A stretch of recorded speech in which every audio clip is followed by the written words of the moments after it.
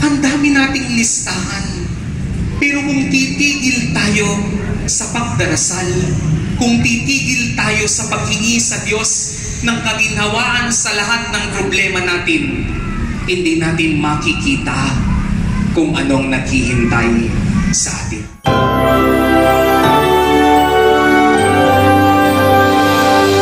Hi, kung bago ka lang dito sa channel ko, like, share, and subscribe. Thank you. Maraming tao, biro nyo, 62 generations before Christ came into the world. But my dear brothers and sisters,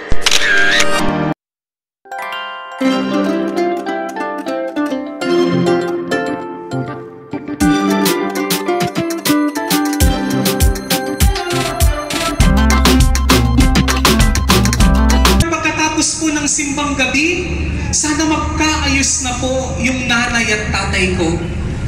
Ang dami nating listahan.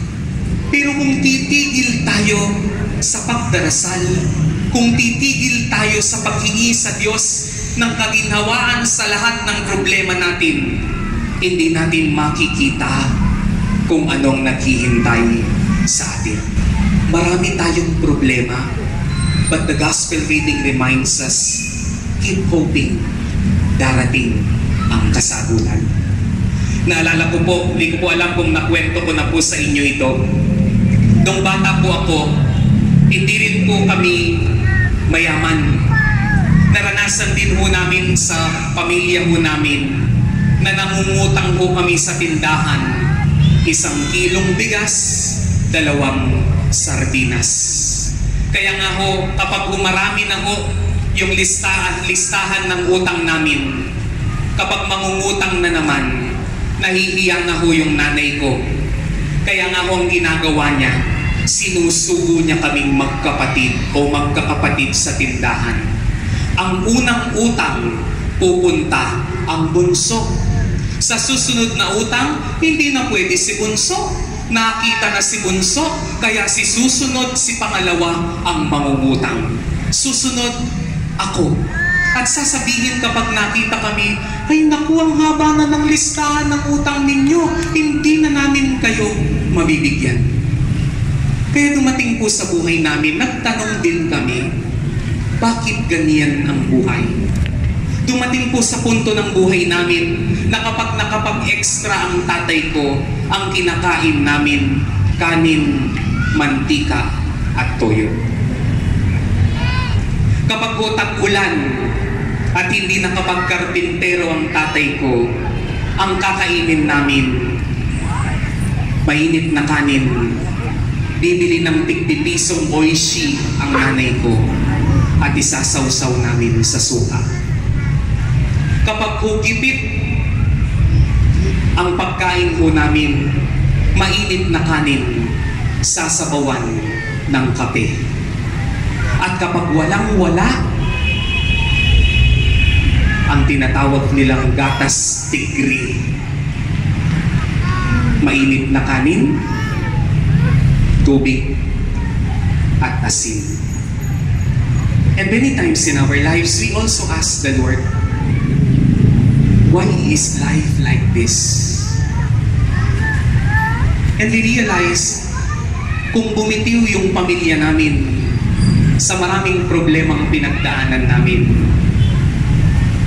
si Father Jason hindi nagsasalita ngayon at nagmimisa sa harap nyo. And when I look at my life, I realize if we gave up on one another, if we gave up on the promises of God, hindi namin matatamo na yung ate ko nakapag-abroad, na yung mga kapatid ko natapos. My dear brothers and sisters, in the many problems that we have, let us always remember, mapagkakatiwalaan ang Diyos. Sa lahat ng problema natin, darating ang kasagutan, basta huwag kang bibitiw. Bilang panghuli po, meron po akong nakitang isang kasabihan sa Facebook.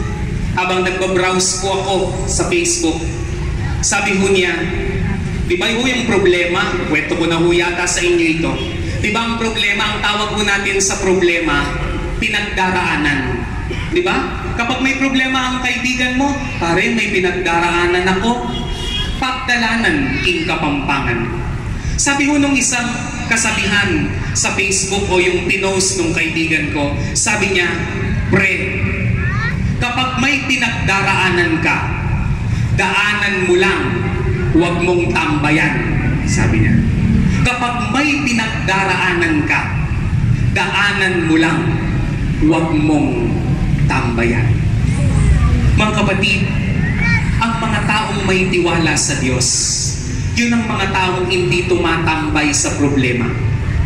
Pinag-iisipan nila, sinusolusyonan nila yung problema, pero alam nila na mapagkakatiwalaan nilang Diyos at sa lahat ng mga listahan ng kanilang tanong sa buhay ay darating ang araw ibibigay ng Diyos basta may pag-asa. The Gospel reading reminds us, kung dumating si Kristo sa ating lahat, sa lahat ng paghihintay natin, pinapangako ng Diyos, darating ang kaginhawaan, basta huwag kang bibitiw. Amen.